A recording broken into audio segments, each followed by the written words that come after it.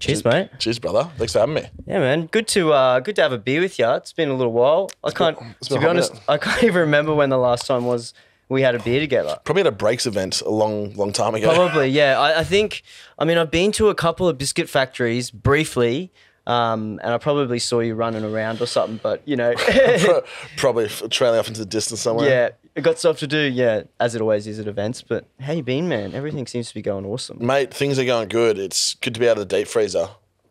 Yeah, that's it. And you guys have come back pretty strong, eh? Like, how many events have you done now since the COVID hit? Since the end of, well, not the end, but since, the restrictions lifted, we've done 4.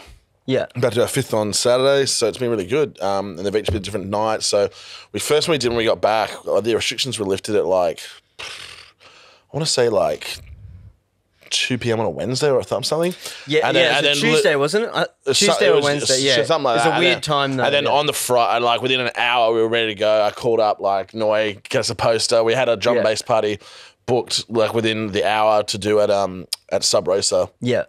So I think it was called Give COVID the Gun Finger. Yeah. And that was our first party back, and that was sick. Obviously, reduced cap, makes it a bit tougher, but everyone's just stoked to be back dancing. Yeah, but that's the thing. Once you got, you give people that something to do and they appreciate it, and then they come support, all the other stuff you do. Dude, totally. So we did that, and then what else did we do? We had the Biscuit Venture with Phase 1, which is great. We were meant to have a block party on the 16th of Jan, but because of the snap lockdown they had, that had to get moved. So that's now this coming Saturday. And then we also had Massive with Delta Heavy, which was really cool. We had that a couple of weeks ago. Yeah, just recently. And that sold out at La La Land. That was sick. And then we just did our first house night as well. A night called Rough Love. That was on Friday just gone. That was on Friday, yeah. So that was great. There was so much going on Friday. Yeah, dude. I was like, what the hell? I was like, is this really COVID times or what? Mate, I think people are just keen to get out there and keep taking this beer up. Just get out there and have fun because it's been so long. Yeah. I hope it lasts, man. I'm worried that when JobKeeper ends in March, the economy's just going to fall off a cliff and no cunt's going to have money, but we'll see. And hopefully everything keeps rolling strong. But so far it's been great. And there's been a few things that have been a bit touch and go. Not sure how it's going to end up, and everything's just come through straight. We've sold out every event we've put on. Oh, Rough Love, we didn't sell Rough Love out, but it was really strong for the launch night. Consider we've never operated in that space. All people had to go by for that was artwork and then us posting tunes. We had no proof of concept. Yeah. So now we've got that. Hopefully we can grow that. But it was really good. It was sick. That's cool. That's cool to see you branching out into other stuff too, because it's the bass music is so big here in Brisbane, which is probably thanks to do with what you've done over the years, really. But and then there's all these other events. And how do you go? Have you tried to move some of your bass stuff and do them in other places around Australia? I've always tried to avoid it because we've had offers in the past to do stuff in Sydney, or do stuff up in North Queensland, and we've licensed the brand for a few parties back in the day up north, and we looked at doing some stuff in Sydney at one point, but it's better to do what you know. And the problem is, as soon as, the beers get me. Straight up, beers. As soon as you go into another market, because we also operate in touring, we bring artists to Australia and we sell those shows to other people. As soon as we try and go into another market, that's kind of giving carte blanche to other people to come in here. Yeah. And, that's not always, it's not really ideal. We're happy in Adelaide and, it kind of works like that. Could we do other stuff in other cities? Probably, yeah. But I'd rather see people who grow up there and live there and live and breathe that market, do their own thing. Yeah. It's far more authentic when it comes from someone who's grown up in a city. Yeah. Because each city's got its own flavour, That's exactly it. Newcastle's really into rhythm, and Perth's really into drum bass. Then Melbourne's really into glitch hop. That's just on bass music. Brisbane used to be a really big trap market. Every city's got its own thing, and it's constantly evolving and changing. And I think it's far more genuine when it comes from someone who's come up through there. They've been a local DJ or a promoter or a ticket seller, and they've just worked their way up, and they're really trying to rep their city and do the best thing for their community. And that's what this is fundamentally. When you run these parties, you are for some people it's just about money and they're doing it for themselves. But ideally, you're representing your community, your local community, and you're trying to do something for them and do what's best for them long term. So I think no one's ever going to know that better than the person who has lived and breathed that city. For as long as they have. So, I just don't think it would. I just think it's not the best use of, not the best of our time, but also I think there is a lot of merit to really empowering other people to build their own thing in their city. Yeah, and the thing is, like, you know, you go to these other cities and you've got to build a team. Then you've got to build that team, and that takes time. And exactly, like you said, like, and then you know, and it'll take you a while to get it right. And there's a lot of ins and outs. And I just think it's better off empowering someone locally to build their own thing and make something that's meaningful to them and their friends, and you know, something that they vibe with. And then that opens up, you know, the opportunity for you guys to take your art, you know, the artists you bring, you give them, you know, exactly. And you know, I'd much rather like do what we do currently well and expand our touring, expand our shows. You know, we do a lot of stuff with management as well, and just keep working that, and then help, if we can, help other people grow their own cities, and, you know, put the cities on the map. And it's amazing. It's just in the short, you know, last 8 years, like cities that are on the map for bass music, let alone other things like house and techno or whatever. Like just for bass music, like 8 years ago, there was no Mackay, there was no Newcastle, there was no Rockhampton. Yeah, Sunny Coast wasn't a thing, you know. And now all these places are quite viable. Like Sunny Coast is in a little dip right now, but you know, there's now, you know, Poster Child now doing some cool stuff there with 86. You know, but Sunny Coast used to be really popping back when ALH had the helm and were like paying for a lot of acts, and it was definitely viable. But you know, I think there's a shortage of venues there at the moment, as I understand it. We've looked at potentially going into there, but once again, I think it would be way better for someone to come in and do their own thing. Like even like there was a point when Toowoomba was running bass parties pretty regularly. Yeah. I think they're now trying to bring them back, which would be really cool. So I think it's amazing. You know, like, but 8 years ago it was Perth, Sydney, Brisbane, sometimes Adelaide. Yeah. Barely Melbourne. Melbourne's now, you know, they're pre-COVID, they had kind of gotten the wheels moving again on dubstep. Yeah. Drum and bass has always been quite strong there. But now they're really trying to bring it back. So, and do more stuff that isn't just D&B or glitch hop, like they're kind of expanding out. So, you know, it's amazing to see these existing markets, how they've transformed, and then also these, you know, other smaller cities or towns in Australia, you know, get really big. There was a point when Newcastle was probably like the second or third biggest market in Australia for certain acts they've booked. Had booked. Gabe had booked for Royal Bass back in the day in Newcastle. That show was the second biggest one on the tour, or third biggest. Which when it's, you know, only it's Newcastle. I think it's only 180. It's somewhere between 150 and 250,000 people. It's not. I think it's 150. And Gold Coast is 250. Like it's not a big place, but like when you have community, when you have people who really care about something, you can do amazing things. Yeah, and you can really, really like build something, and that's what they did really well there. And they've done similar stuff in Mackay, him working with Nathan, you know, Rocky. They've done stuff in Airlie. Like, someone needs to get Cairns and Townsville cranking, because like they have markets there. Phase One, who I manage, he just went and played Cairns like 2 weeks ago, and that was sick. He's got Townsville coming up in a couple of weeks, in like a month. You know, these places are viable, but you need people on the ground who are really passionate about it. And sometimes the people who are really passionate about it might always not have the money to do it, or might not have the know-how, and then you got people who are... And then they want to move other places too. They're like, I'm just going to move to Brisbane. Yeah, exactly. There's stuff going on there, you know? I would say understandable, but I think, you know, like if you stick it out to places, you can really grow. And I think you can learn over time. Look at what other cities are doing, but you can build your own thing. And I think there's a lot of merit to that. Because like Australia is a small place, and it's only going to continue to grow. So if you get boots on the ground real early, you can build something from scratch and make it really sustainable for quite a long period of time. So yeah, I think it's an exciting time in that regard. I think obviously it's an interesting time right now with like the closure of borders and with restrictions on international touring, and like people are putting out less, I don't know about less music, but the kind of music people are putting out is different because of because there's no clubs. So a lot of people aren't putting out their hottest club bangers. They're focusing on stuff that streams better. They might be holding on that. Dude, I reckon once America comes back, we are going to see like some of the fattest records drop in the space of like 6 months, because everyone would have been everyone's had nothing to do for a year, so they've made this absolute dance floor destroyers. Hopefully. And they're holding out until like gigs come back, and then they'll just go boom. Yeah.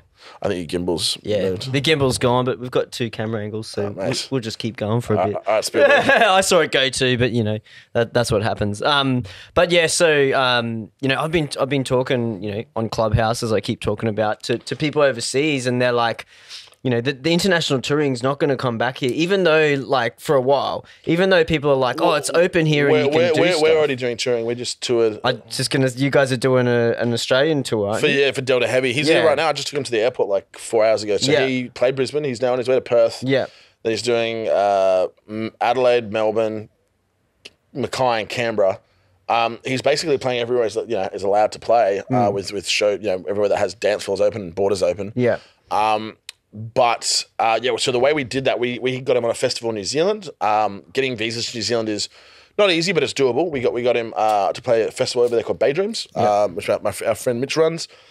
He did a tour of 11 dates on top of the Bay Dream shows, or I think with the Bay Dream show. Yeah. And smashed it. And then because of the the one-way Trans-Tasman bubble, he was able to go from NZ to here. So he did his 11 shows and then came over here and then played Brizzy, and now he's doing the rest of the run. Yeah. Obviously, I think the Trans-Tasman bubble's been suspended right now. I think it's like we kind of got lucky if you want, but like the thing is, it's hard to plan for anything because it's so up and down. Like when we're talking to people now about doing tours, we're like, plan for to be out here for like 2 months minimum because something will go wrong and you'll probably be stuck somewhere for like 2 weeks. Which, like in the grand scheme of things, what are you going to be doing? Sitting in LA or London or New York? Yeah. Doing Berlin, nothing. Doing this, yes. Doing sitting nothing, at home. Might as well. Might as well come to Australia and do nothing. Do nothing on the beach or something. So I think, and the good thing is, you've looked at all these outbreaks that have happened. Like governments have been really good at getting on top of it. Like Perth, Melbourne, Brisbane, they've all had these snap lockdowns. Boom, everything's been sweet. So I think their crisis management is quite good, and that's kind of gives me hope about running stuff still. But it's like luckily we've been in situations where things can be moved. But if you've got a really big venue and every other dates are booked, then that could really sting you trying to book something and or then a festival. Yeah, a lot of people have been talking about, are there going to be any big festivals? And I'm sort of like, I mean, yeah, there could be, but it's just so. Yeah, what do you reckon? The border situation makes it tricky. Yeah. I think the smart thing would be to do with that is basically just say everyone has to be here 2 weeks before. But even then, and be prepared to stay 2 weeks after. But people aren't going to give up a month of their life. You'd have to be getting paid serious scratch to do that, and then not everyone is, and so it's tricky. But it's so much money then involved, and then the risk that your overheads skyrocket, and then it gets cancelled. If you can't get a backup date, you know what I mean? Like with our club stuff, when we were lucky with our show, The Bright Side, it moved, or it couldn't happen, and we were lucky we could get a date 1 month later.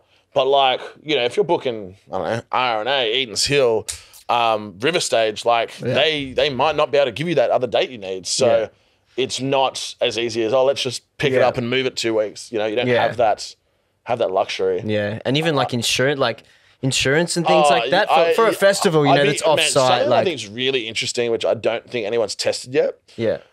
It's not really, I think, in Australia because we've got COVID under control, but in America they were still running, in Florida they still run events full tilt, and I'd be interested to know what the legal case is or the legal grounds if a punter could sue a promoter for not making a festival COVID safe enough and they got COVID there. And people would do that in America, I reckon. People will sue you for if their sandwich isn't fucking hot enough. So, I'm really, it's just an interesting time. There's so many things, you just think, artist turns up, people buy tickets and watch it. There's just so much other stuff that goes into it. People don't know all the behind the scenes stuff. That's the logistics is kind of the unsung hero of events, and it's a big thing. Trying to jump through all these hoops. So. Shout out to all the logistics managers out there for festivals and events. Big ups team logistics. Yeah. So, it's a tricky one. Yeah. But I think the harder thing right now for Queensland is that there's real heavy policing going on about social distancing, which I understand the merit of it, but the thing is people are kind of waiting in faith in the whole thing because we've basically beaten COVID. Yes, it can come back anytime, theoretically. It's got to come in though first. Yeah, exactly. But for the most part, they've kind of sorted it. So you're trying to socially distance these shows. But the problem is there's no limits at sporting events. You can have 100% capacity stadiums at the cricket, the footy, the rugby, whatever. And then, you're worried about 300 people being half 2 foot away from each other in a nightclub. Yeah. So they're really clamping down right now on events. And have you seen that at your events? Like we've been quite lucky with ours that they haven't come through. Oh, we had cops come through the other night at Rough Love, but it was really early in the night, so it was just it was in the first like 30 minutes, so it was pretty quiet. There was not like a huge amount of people there, so it was still, the night was still building. But yeah, they were pretty, and it's house music as well, so people are all kind of spaced anyway. Yeah. But it's not the dubstep shows, like, you know, people are bumping elbows or doing dumb shit and starting mosh pits and stuff, so which is not COVID safe at all. And I think there's got to be a middle ground. Like you can't have fucking mosh pits right now. But I also don't think you need to be stopping people who are friends with each other putting their arms around each other. You know, there's got to be a healthy middle ground. Yeah. And I think like in WA right now, so it's kind of funny. So in Queensland right now, you can have events pretty much up to any capacity as far as I'm aware, but you've got to observe the one person per 2 square meter rule. But they are cracking down on social distancing for all shapes and sizes of events. In Western Australia right now, you can't have a stage with music and alcohol for anything above 1,500 people. But below 1,500 people, you don't have to socially distance, or at least they're not policing it. It is just a free-for-all. Yeah. So right now, Metro City, which is usually 2,200 cap, they can do, I believe, about 1,300, 1,200, something like that.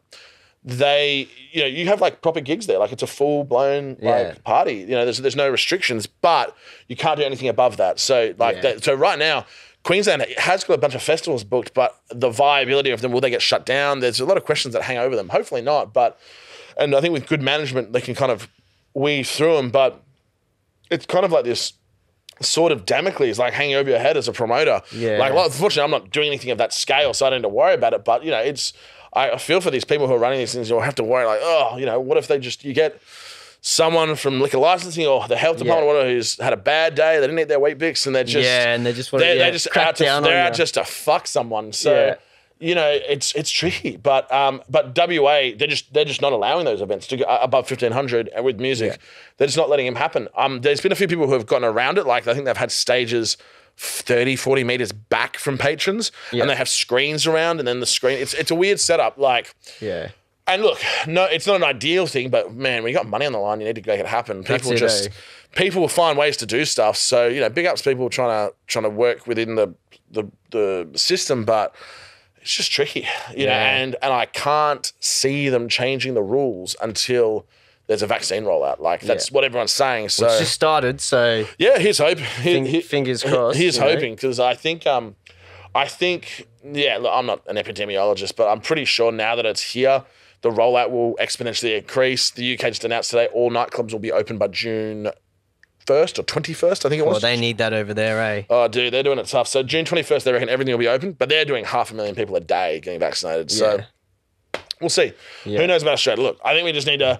We listen to all these promoters and they're like, oh, the 2 square meter rule, it sucks. But like, look, it could be worse. Like we could be in America or Europe and have nothing. So look, I'll take 2 square meters any day over zero, over nothing. Talk to people overseas and they're like, you can go to buy a beer at a club. Yeah. Like, you can go and eat a meal at a restaurant. You left your house today, like dude, and it's like, I speak to people, I'll be like, oh man, this 2 square meter rule, and they're like, complain to someone else, bro. Like, man, like we haven't left the house in like 6 months. Like, no one wants to hear your fucking whinging. So, like, look, we've got it really good. Yeah, so it's not, like I said, it's not ideal, but no one wants to hear. Yeah, you just do your best with what you got, and you know, I think a lot of people are being really understanding right now. That's booking wise, you know, people get it. Some people want to hold out and wait till full cap shows are ahead to go play. Some people just because of the vibe, some people because of the money, but a lot of people are being like pretty cool about it. And also on the same thing, if you haven't had a gig for a year, people are like, I'll take whatever's coming. So it just depends. But like for the most part, people are really keen to get out and play shows. Yeah. And I think everyone's just kind of everyone's definitely been nicer. Like it's a lot more of a really friendly environment for now. Like everyone's in music seems to be like, oh, you know, they're just like, everyone's just happy to be back to work and no one's looking to fuck anyone's day up. Yeah. So at the moment, but yeah, I think that's it. I think like the people who will, you know, put these shows on now and, you know, maybe not make the financial gain as much and stuff, I think they'll be rewarded in the long run, as people will see that and be like, oh, you know, they put that show on, you know, for us when that happened, put their money on the line, the risk that was involved, even though they weren't going to make a shitload of money like they maybe usually would or anything like that. And, you know, I think people are going to see that and remember that and be appreciative of that, like moving forward. Yeah, and it's just, I hope so. But I think even if people are appreciative, hopefully they've got, you know, the market can still support stuff in 6 months when that's the other thing, isn't the economy, you know, like it doesn't matter how much someone might want to support your parties if they don't have a job and, you know, and there's no, you know, and the economy goes down the fucking toilet, like, who knows? But so, like, look, all we can do is just kind of push forward, make the most of it, you know, while things are pumping at the moment, and I just kind of hope everyone, hope it all goes well. But yeah, and the other thing, like, speaking of people who are trying to make it work, like, also it's got to be said about people who are trying to do the wrong thing, and people who ran parties during lockdown and stuff like that, like, a special, like, fuck you to them, because, like, that is part of the reason this probably dragged out a bit longer than it had to. Yeah, exactly. Like, you know, do the right thing. Like, you know, like, no one likes being told what to do by the government or the cops or whatever, but, like, we're in a fucking global pandemic. Like, if just everyone kind of just, like, follows the game's rules. changed, you know? Yeah, you know what I mean? The Like, game's changed. Work with the system, and the quicker we do that, the better things, the sooner things will go back to normal, because when people were running warehouse parties and dumb shit like that, like, it was just prolonging, you know, and it was tiring, like, the broader event space with a really bad brush. And they're like, oh, well, now we have to have all this social distancing because people can't be trusted to do the right thing. Yeah. And man, when you look at people intentionally doing the wrong thing, what else can the government expect? You know, and it sucks because the people who want to do the right thing, which is most people, you know, are getting fucked by people who are doing the wrong thing intentionally. Yeah. You know, but that's not unique to, like, music. That's that's everything. There's always people who want to do the wrong thing and fuck stuff for everyone else. Yeah, exactly. Let's talk about the glory days. Let's talk about the come up. How did you start? I'll fix this gimbal, but tell us when did you start? Did you do any music growing up? Like, how did you start the love for music? I'm gonna fix this. Originally, like, I was always into music growing up. The old boy got me into a lot of, you know, rock and roll, a lot of like really Australian stuff. But then I think it moved into more like punk and hip hop when I was like in the late teens, and then by the time I was like 18, I discovered dance music. I think one of the first, like, I think it was same as a lot of Australians, like those Ministry of Sound CDs, sessions, annuals, like all that, like, you know, and then getting like the old ones from, like, you know, Friends' Older Brothers, and, like, you know, I think it's a pretty consistent story. The old Ministry of Sound. For fans of dance music who are, like, in their late 20s to, like, mid 30s, it's a pretty consistent story of, like, getting a love for dance music in Australia, which is pretty cool. Like, it's how influential that brand has been on this country's music. What years was this then? Like, what? 130, so that would have been like 2007, I think. Yeah. Maybe like, probably not 06, probably like 07. Yeah, it would have been. Probably like 07, 08, around then. Yeah. So originally that, and then got into DJing for a while I was at university, and then what kind of tunes did you used to DJ when you started? Oh man, everyone hates this question. Like, what music did you first play? I used to play at a place called Gold Bar in Perth. My friend Nick Brady ran it, and he booked me. And I was not a very good DJ, but I think he just booked me because we got along really well. And I was playing like everything from like tech house and like a bit of like cheesy prog, like old Deadmau5, to like a lot of like, yeah, commercial hip hop and stuff like that. Yeah. Like, party DJ. I think Pitbull was like supreme at that time. I think there would have been a bit of that in my repertoire, but I never actually got any of it. I think I got the gig before I had all the music. I went to like this dude I used to know called Sam Cola. There's a exchange student from Zimbabwe, and he just gave me like gigabytes and gigabytes of like commercial dance music. He used to play at a pub in South Perth. It's like, here you go. And I think that music got updated for like just the 2 years I played at Gold Bar. Just use it all the whole time. Yeah, exactly. Yeah. Just Pitbull, timeless. Yeah. But I then got into kind of doing marketing for venues, and then started running some shows. It's all in Perth still? It's all in Perth. Because you're from Perth, right? Yeah, born and bred. Yeah, I lived there my whole life, except for a year when I lived in the Middle East in 2000, and it was under a year, but it was like half a year when I moved to the Middle East in 2009. What was that about? What were you doing there? I moved to Israel for 6 months. What? Why? What happened? Why not? Like, yeah, I know, but yeah, why not? Of course. But was there any reason that you went there? You just wanted to move? I want to live overseas somewhere for a bit.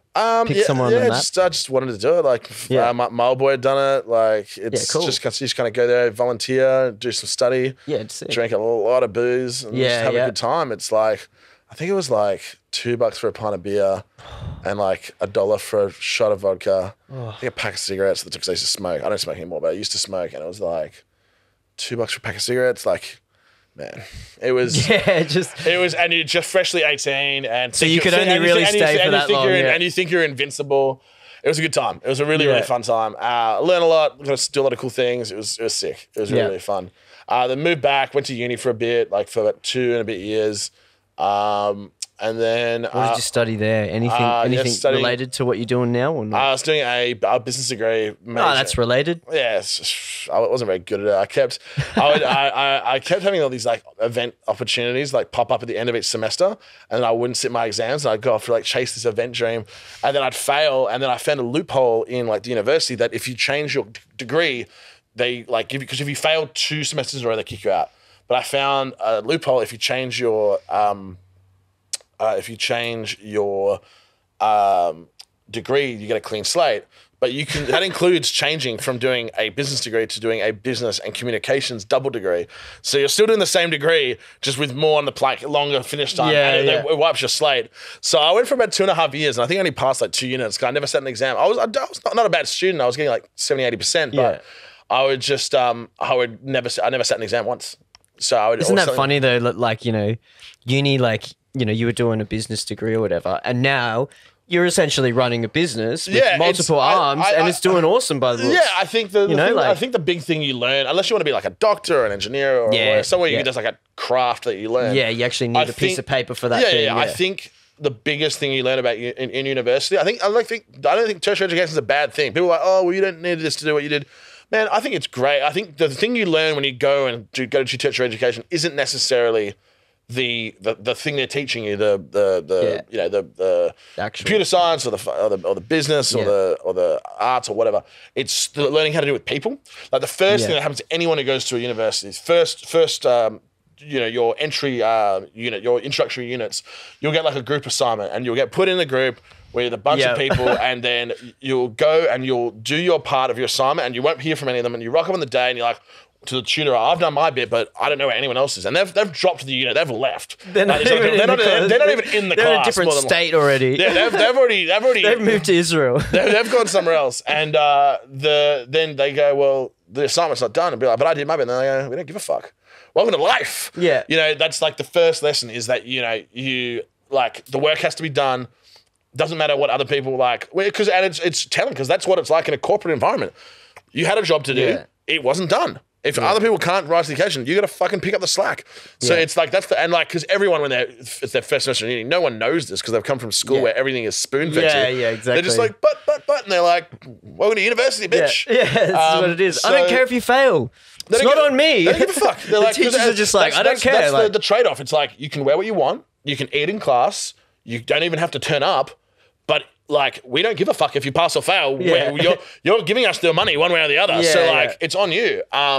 Which is a pretty big shift for a lot of people when all you've known is like, you know, like you don't turn up to, you don't do your homework, you get in trouble at school. So it's a big shift. So, you know, but like I think that is the important part of going to uni. Like you learn how to deal with people. You learn like, I think it's a good introduction to life you learn a lot about like working within the criteria, and like you learn a lot about how the corporate world works of, you know, here is the box, even if what isn't good or right or it's not, you know, up to standard. If you had an assignment, a task to do, and these are the boxes, tick, tick, tick, you do them, you pass. Like, you know, like it or lump it. And I think that's another thing you learn. You know, there's all these things that, you know, it's just very hard to communicate outside of that environment. And you can learn it, but it takes you a long time. And it'll, you know, at least in uni, like first thing is you like fail, you got to try the subject again. So it's a quite a way of softening the fall of like real life. Yeah. So I think it's a good start. So that is. Anyone who thinks I don't need to go to uni to like to work in music or events, fuck that. Like if I think there's a lot to be gained from it. I think everyone should go and do some tertiary education. It doesn't have to be in music, man. Like my assistant Kate, she's a nurse. You know, like you know, I know people who have got history degrees who work in music, who've got arts degrees. I know people who've got maths and science degrees. You know, working in music. You know, it's really just it's just life experience condensed into exactly. You know, a course. And like I said, you don't even have to finish it. Just go and try something. I didn't finish my physio degree, but there you go. Like, you know, same thing. Like, not related to music, but how long did you do your physio degree? Too long. I did up to 3rd year, so I was pretty much just need to do placement, and I would have been a physio. So I always tell people like, I can tell you if you need to see a physio or not. But I can't help you. Yeah. You show me what your injury is, I'll tell you if you need to see a physio or not. See. That's my one skill I picked up from it. That's strong. Just walk through the club. You should see the physio about that. Yeah. Oh, man. You should definitely see the physio. You should not be dancing on that. I've told people that before. Yeah. But yeah, that's cool, man. So you're doing that. So you came back. You're doing uni for a bit. Yeah, and then chasing these opportunities for these events. Yeah, it's just things just pop up, man. It's funny, like life has a way of just working itself out, and you just if you're always in the room, things will present themselves to you. You know, like someone can't drive, so you drive an artist home when you're at a club night, or someone just wants. If you're around enough, people ask your opinion and want to know what you think, and it just kind of just happens. Like, it just if you're there, and you let people know that you're interested and want to be a part of it, like doors just kind of open up for you, and then I kind of just went from there. I was starting to do more bigger stuff in Perth, then moved to Brisbane. It was only meant to be temporarily to help out my family with their wine business, like start setting up again. So it was meant to just be for like 4 or 5 months. It's going to come here, but I was based out of the Gold Coast, and then I saw there wasn't a lot going on in Brisbane in terms of like bass music, which at the time in Perth was popping. What years are we talking here now? This would have been 2012. So there was a little bit, there's bits and pieces running. James Wise was running his Dub Thugs event. There was bits and pieces, but it was not anywhere near as well organised as the stuff in Perth. And I think the family had just started to book stuff. I just saw there was a bit of a window of opportunity for That's when like Rage Crew Upstairs and stuff was sort of popping off. Yeah, I think they were kind of transitioning from techno electro into dubstep, I think, at the time. And I just thought there was some opportunity. So I was like, look, I'll give it a go. Moved here. Took about like a year. I was doing like electro parties first with the Planet, and took like a year and a half. Oh, the Planet, man. Of losing money and trying the hard way. Place. Yeah, and then eventually I came with the idea of Biscuit Factory. I booked 3 parties. I said, if these don't work, I'll go back to Perth. And then it kind of popped and just worked. And then within about 3 months, it was. How did the first one go? Did you have to? We had Borgor. We actually lost money on the first one, but it was so busy. I think because I think we did like 700 people thereabouts on a Friday, which is really good for Brisbane at the time for an independent club night launch. And it did okay, but we were like, okay, we need to. It worked. So we gave it the second one. The second one did really well, and then the third one did really, really well. And it just kind of kept getting bigger. And within 3 months, it was the biggest bass music night in the country. And it just became like in that first year, it was just insane. Like after 3 gigs, there was about a year when it was like untouchable. No matter what we booked, it was popping. Like it was just a good time to be running bass music. Bass music was like I'm not going to pretend like there was some skill to what we were doing, but there was a lot of good luck that happened. There was just planets aligned. Sometimes you just get fucking lucky. It was just a really good time to be running those kind of parties, and it just took off. And it was really, really strong for about a year, and it maintained its strength. And it was still good for like another 2 years after that. And then it's like it's good now, but like it's waned. Like it went down to doing like 300-400 a show, but in smaller venues that size. And then like it's always pretty much consistently gotten close to selling out. There's times when it's been a bit slower and like it ebbs and flows. A lot of that has to do with the acts you can get. You can't guarantee, because that's the thing with running a monthly.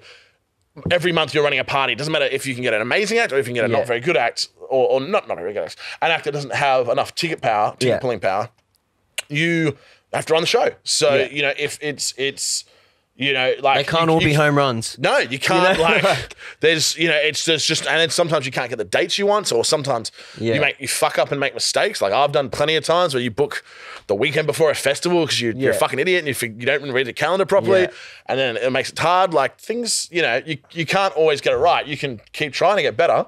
And mate, still to this day, like I'll have to shift things around in a calendar because I've booked something and I'm like, oh fuck, that doesn't make sense. And you forget something else is on that same day. Yeah, exactly. Like, And, oh shit, and that's you're like, on. I didn't, how was I meant to know that? And then you remember that someone fucking told you like months ago. Or it goes back to that thing about uni. How was I meant to know that? Well, it's your job. Like it doesn't matter if it's your job to know that. And when you work for yourself, like no one's holding your hand. Like I've had plenty of situations where I've had something and I've been like touring to another promoter. And I've been like, oh, we're doing this on this date. Oh, it was like Hugh Foster at the Met. I was talking to him, and he was like, oh, so when are you coming up? And I told him, I was at this party on this date for the long weekend. He's like, there's no long weekend that weekend, bro. I'm like, what? And he's like, yeah, they've moved the long weekend. It's not on, I think it was like the June long weekend. Oh, okay. It used to be one a holiday in June and then moved to May. He's like, there's no public holiday that weekend. No. I was like, yeah, there is. And he's like, no, there's not. And I looked it up and he was right. So like he saved me from, if I had like locked it all in, like it was like pretty much and almost confirmed. Like, bro, I got to work the next day. No. It's it was like just you aim to get better, but you're We're all just learning, bro. Everyone's human, yeah.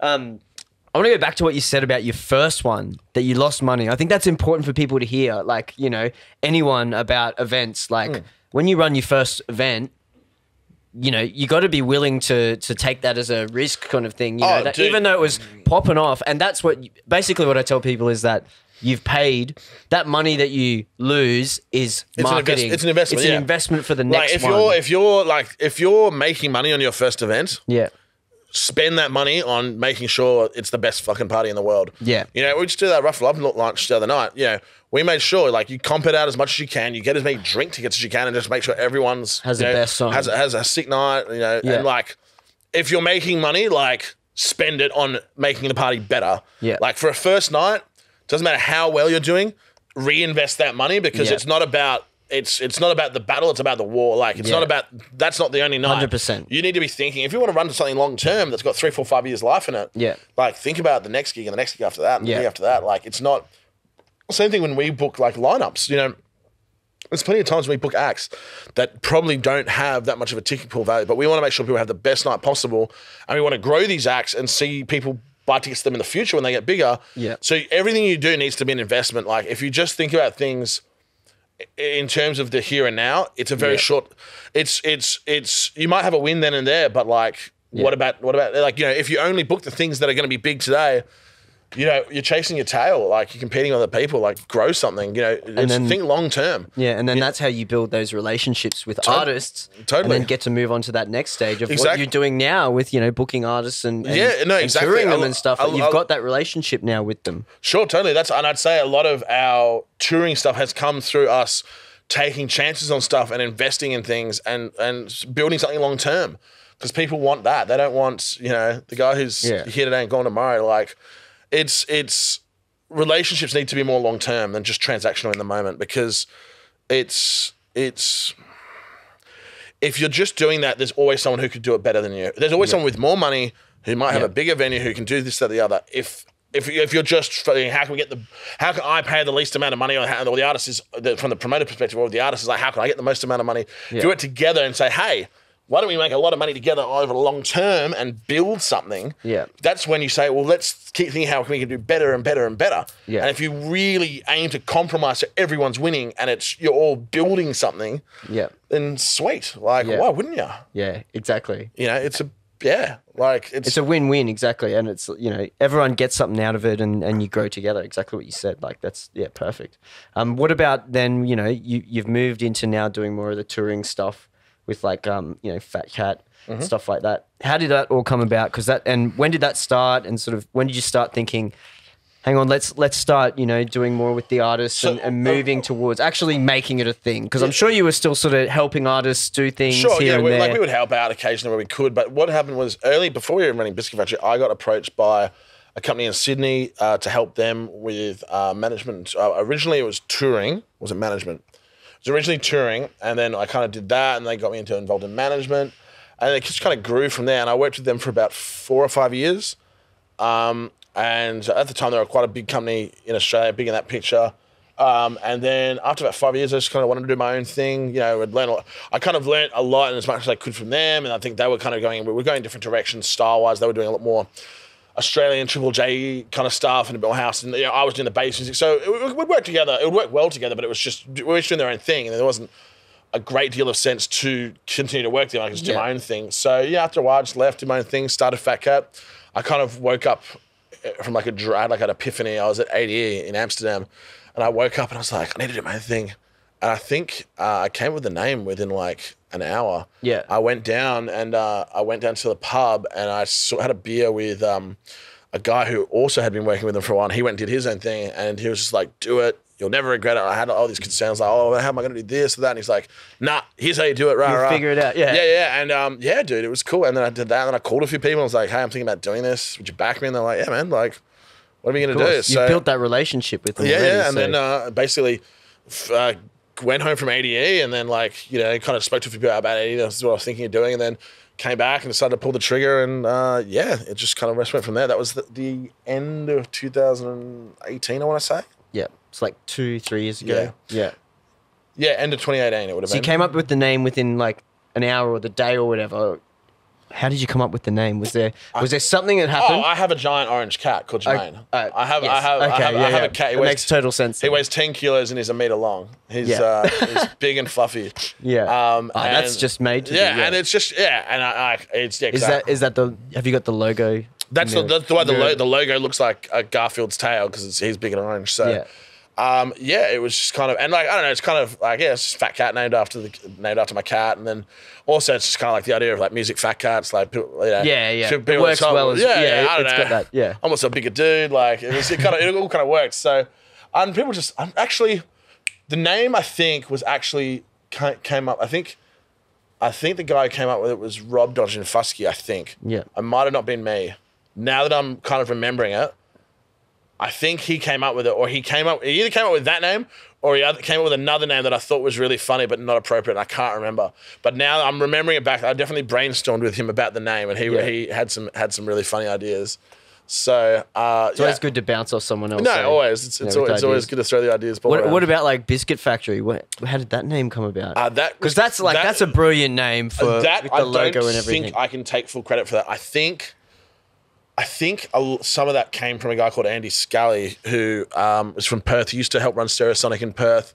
I think I knew that I wanted it to be a destination. Like, I think we were throwing around places that had the like names that ended in like club, society, factory, warehouse. We liked the idea of it being at a location. A location, yeah. And I think one was called like Ping Pong Society or something like that, or something. Jeez, you're lucky you didn't go with Ping Pong Society. No, that was by the Biscuit Factory. People would call it Pingers for short. Yeah. But there was stuff like that. Like we wanted it to be a location, and I think he came up with Biscuit Factory, or got pretty close to it. Yeah. I don't think I can take full credit for that from memory.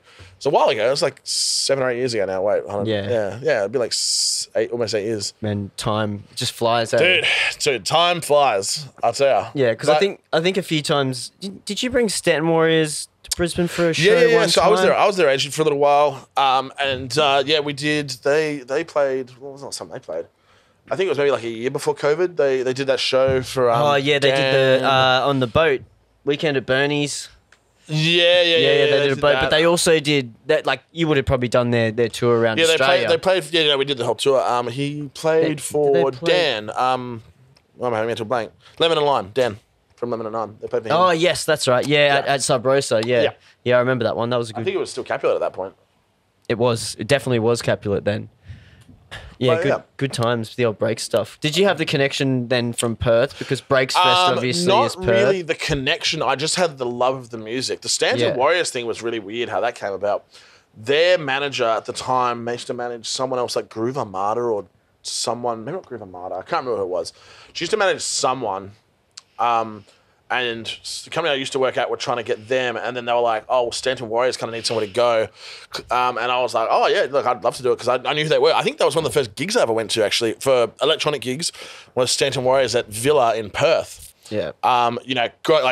But other than drum and bass, like Breaks was like religion in Perth for a long time. Yeah, Breaks Fest is like, it's the biggest breakbeat festival in the world. I think it's up there. I think there might be some in Spain that are pretty comparable. But nah, fuck them. But it was sick. And then it was just this kind of weird like full circle moment. Yeah. With this act that like were the first artists I'd ever seen. I'm now their agent. And I didn't meet them on their first tour because they didn't come to Brisbane. And then I was in Austin, Texas for South by Southwest, and I saw they had a showcase, and I flicked him like a text. I was like, "Hey man, I'm going to come down tonight." They're like, "Yeah, sure, come down." Went down, met the guys for the first night. We partied all night. We just hit it off, and then it was cool. Yeah, they're and it's just like lads. Just a small world. Like that's just, it. Life is weird sometimes. Life is definitely weird. Strange times now too, dude. Like nothing strikes me as strange anymore. It's just like the weirdest shit that could happen is what's probably gonna happen. Yeah. Well, I gotta take a piss, so let's quickly have a break. That's too easy. We'll come back. Oh, mate, the 2 beers. I've only had 2, but I've been at work all day, so fair. Yeah. All right, we'll have a quick break, and we'll be back. All right, awesome. All right, we're back. Good little break there. How's your piss? It was good, but it's pissing down outside too. It is. It's really coming down. So lucky. The sky's opening up. Yeah. Hopefully there's no hail. So here's hoping. That mic towards you. I want to talk a little bit about the management stuff because You've got heap of artists. I want Yeah. to know like who's on the roster. Okay, so And who's doing the rounds, and what's happening with everyone at the moment. okay, so management clients. Try and do it alphabetically, but I'll get it wrong. So I'll do it from West Coast down up here. Yeah, I'll all right. work around. So that's easier to think about it's easy. location. I'll just do it by location. You know where they live. Yeah. Starting west, we have Twirl in Perth. Yeah. He's doing like a lot of the hard wave stuff. Like he used to kind of do some trap. He does everything, man. He's a really talented guy. So he's making some cool stuff. He's got a track coming out on Bass Rush, and he's writing some other cool, interesting stuff. And then we've got in Melbourne, we've got Alex Subhuman. So he used to be called Trump Disco. Trump Disco, yeah. Yeah, so he's doing some cool stuff, writing some new music. He fluctuates between What kind of stuff's he writing now? Because I remember Trump Disco. Yeah, he's writing a bit of dubstep stuff. He's written some electro before, but it's mainly doing the dubstep, man. But it's hard getting songs out because he's so busy. Like he does a lot of mixing and mastering for like really, I know really a lot of people, big, high profile Australian dance clients and internationals. Yeah, like, man. There's so many people I hit up. I'm like, who does your mastering? They're like, Trump Disco. Yeah, so, they always say Trump Disco because they think of the old school. Yeah, name. That's what I think he still does that on his Trump Disco email. But that keeps me really busy. So we're doing. So he's got some new stuff coming out that's really tight. But yeah, man, it's just and his missus just had a baby as well. So he's been like with the few hours he gets of where he's not sleep deprived. He does a lot of mixing and mastering. But he's got some really cool stuff coming out. Then working our way up, repping South Sydney, we've got Hydraulics. Yep. He's working on an album, which is really cool. I love it when dance artists are working on an album because that's such a big that's not a dance thing. You know what I mean? Like that's not dance music. Yeah, dude, this thing, album really. This that's a huge thing to do for a dance music this artist. album is mental. Like I think it's like 20 tracks at the moment, spanning everything from like hip hop to bass to rap music, like to like more heavier rap music to drum and bass. It's cool. It's really, really cool. And he's been working his ass off on that. So I don't know how much I can say about that, but it'll be out in the next, call it 6 months. It'll be out within 6 months. It's pretty much finished. But with all things like albums, there's so much. Whenever they say it's pretty much finished, it means 6 months. It's literally like he's waiting on 2 vocals and I think like 2 tracks to be mastered. That's it.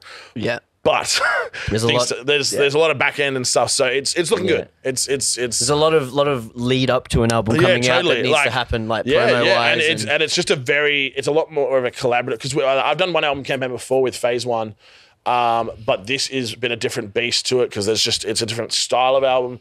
It's quite eclectic. There's a lot of the rap features are a lot. It takes a different approach to work with the rap game than it does with bands because Phase One works with a lot of bands and they're all quite easy to work with and the rap stuff's a little bit more nuanced. So it's good. It's a good challenge. It's been really interesting.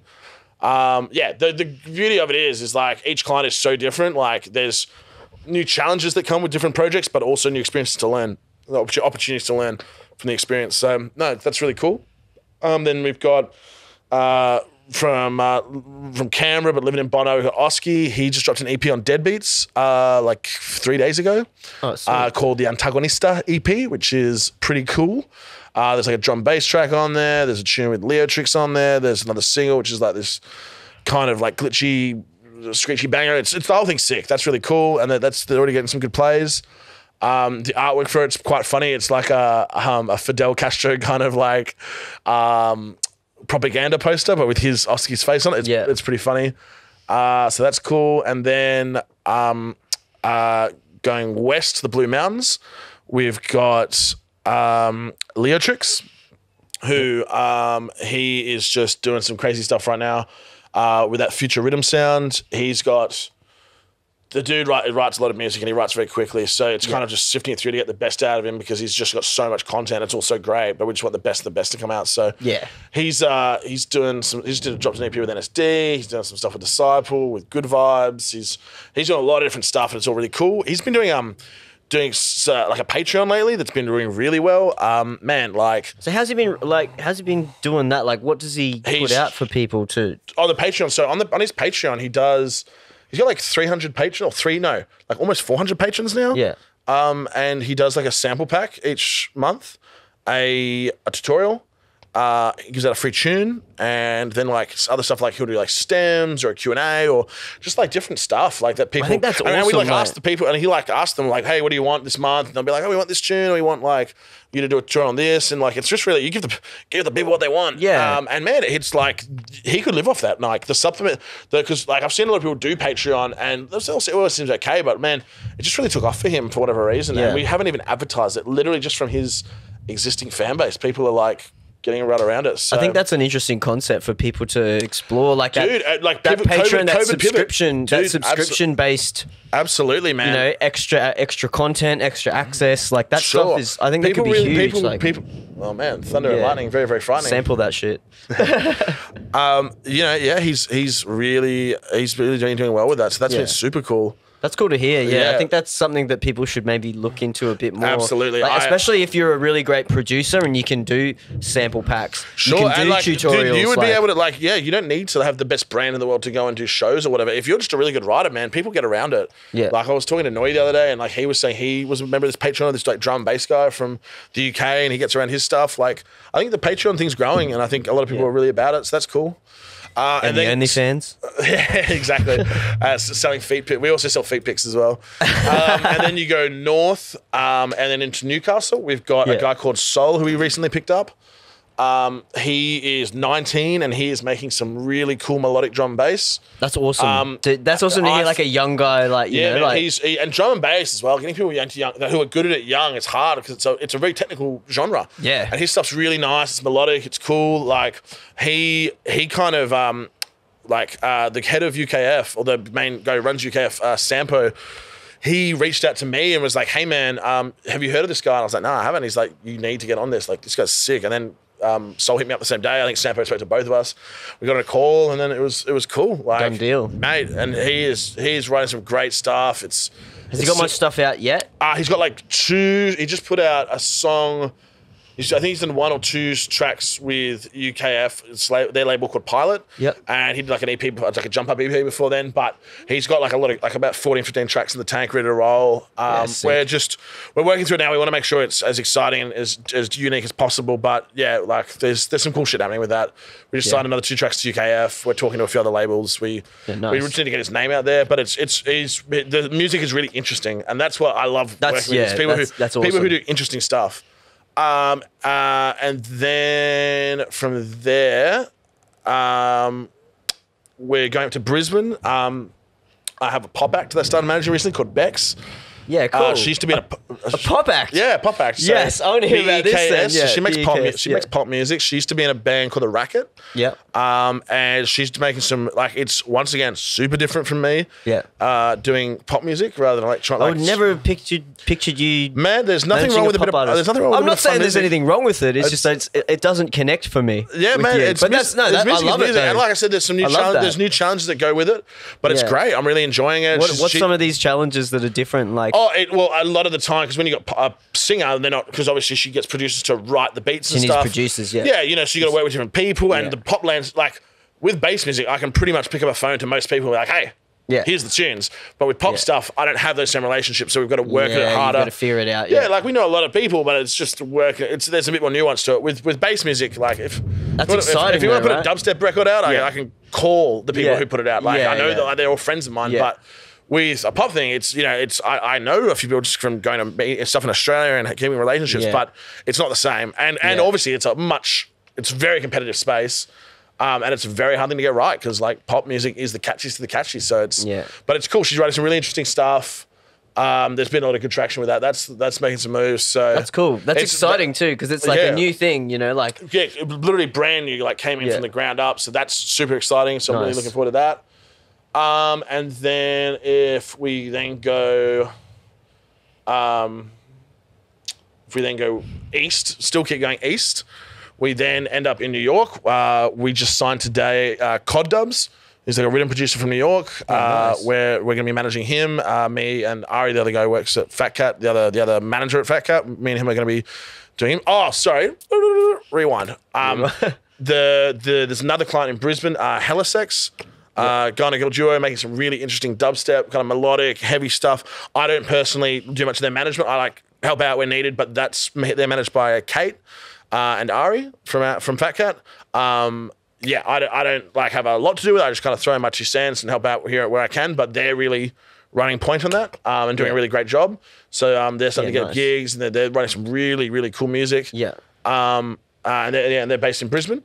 I think now going back east, we just signed Cod Dubs. He's a rhythm guy, like literally today. Like this happened like... Oh, really? Yeah, like 11 announcement. Yeah. Announcement. This is an exclusive. This is an exclusive announcement. Yeah, this is an exclusive. So signed him this morning.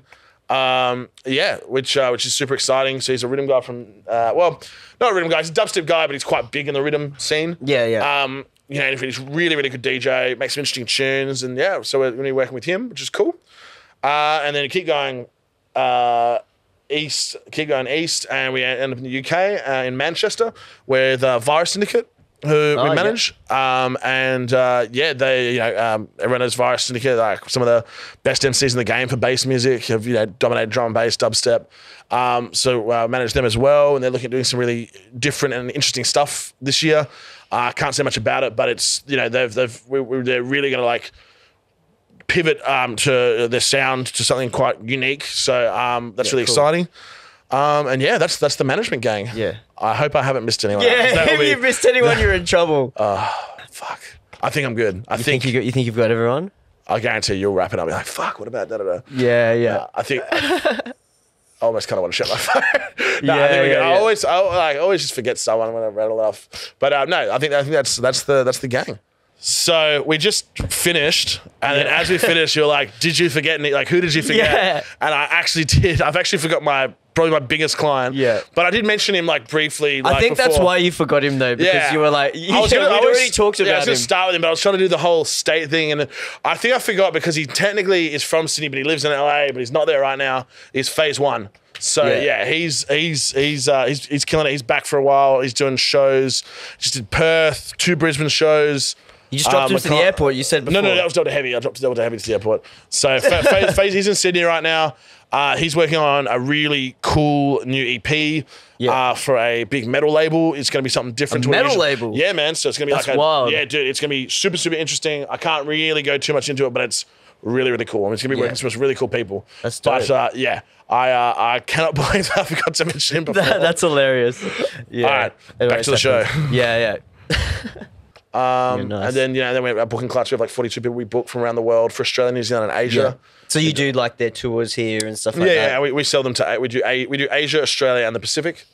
So New Zealand, and we do other parts of the Pacific where it comes up. Not that there's a huge amount in the rest of the Pacific, but it's the territory we rep. But Asia's been a really big growth. Was a really big pre-COVID growth market for us. As in like the whole of Asia, not just like here. Like China, Japan, Korea, Myanmar. Yeah.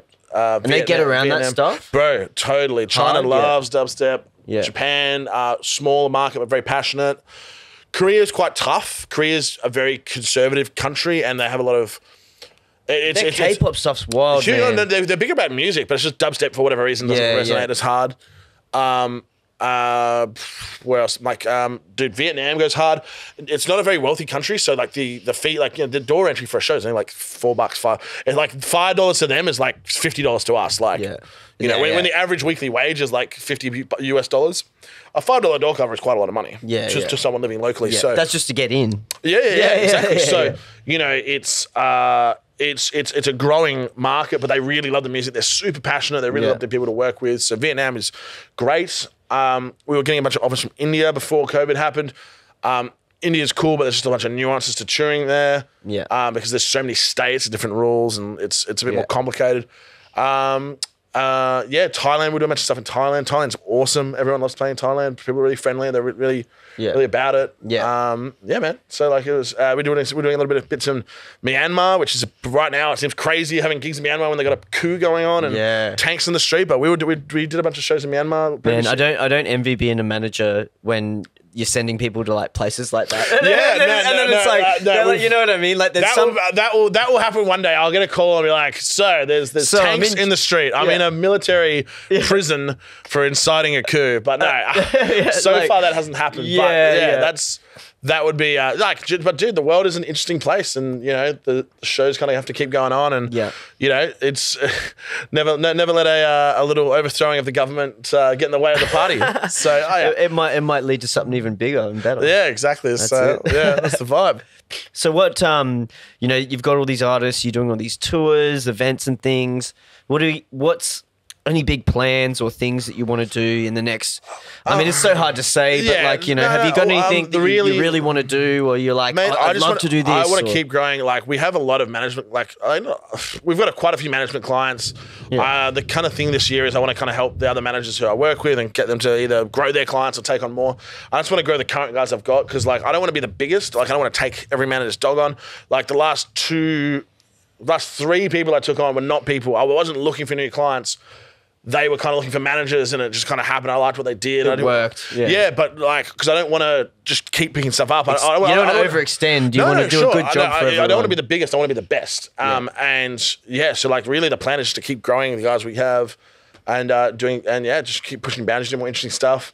I'm really excited about this house music stuff we're doing at the nights, and I just want to keep kind of. I want to support the. I'm Devo. I didn't come and check that. The next one is March 19th. Yeah, nice. With Nixon from Sydney. She's doing a special DJ set. I'll be there for sure. That'll be a vibe. But yeah, like that's kind of where it's at. The management stuff's exciting. I think the exciting thing is gonna be like, albeit we've kind of done it before, but it never in this way will be touring. When touring comes back for Asia and stuff, navigating like this new landscape we're going to be in post-COVID. So COVID rules. Yeah, you know what I mean? Everything's going to be, it's like a big reset button. So different countries, different rules. Sure.